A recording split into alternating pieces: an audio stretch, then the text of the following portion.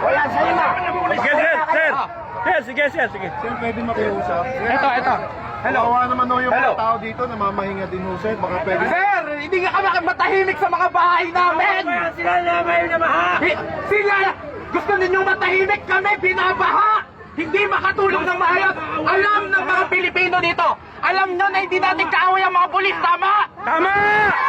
Ngayon, sir, nagsasalita kami kasi gusto lang namin marinig nyo ang aming mga hinaing. Alam namin, nakakampi namin kayo dito. Kung kami ay nagsasalita sa inyo, alam namin na trained kayo. Alam namin na trained kayo na maximum tolerance hanggat hindi namin kayo sinasaktan. Tama? Tama! Tama! Hanggat nagsasalita lang kami kasi that's freedom of expression. Nakita nyo naman, nung sabi nyo, umatras kami para pantay, umatras kami. Hindi namin kayo inaaway. Alam mo kung anong ginagawa namin?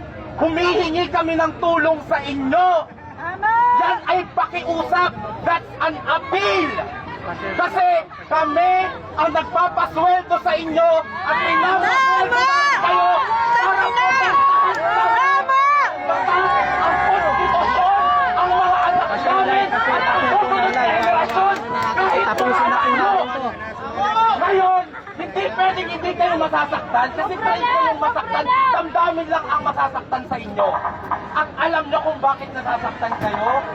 Kasi alam nyo totoo ang sinasabi namin. Hindi namin kayo pipitikalin. Kasi alam namin nakakampi namin kayo. Kami ay nagmamakaawa. At hindi nyo kami pwedeng sabihin na hindi kami pwedeng mag-vent out ng mga galit at frustrations namin.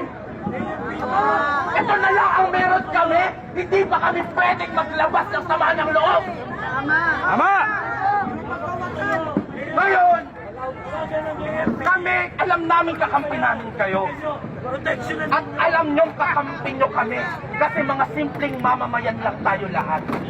Binigyan namin kayo ng kapangyarihan. Pinapasweldo namin kayo para gawin ang trabaho nyo. At yun ay protektahan ang mga Pilipino. Kami ang mga boss nyo. Alam nyo, sumasaludo kami sa inyo kapag tama ang ginagawa nyo.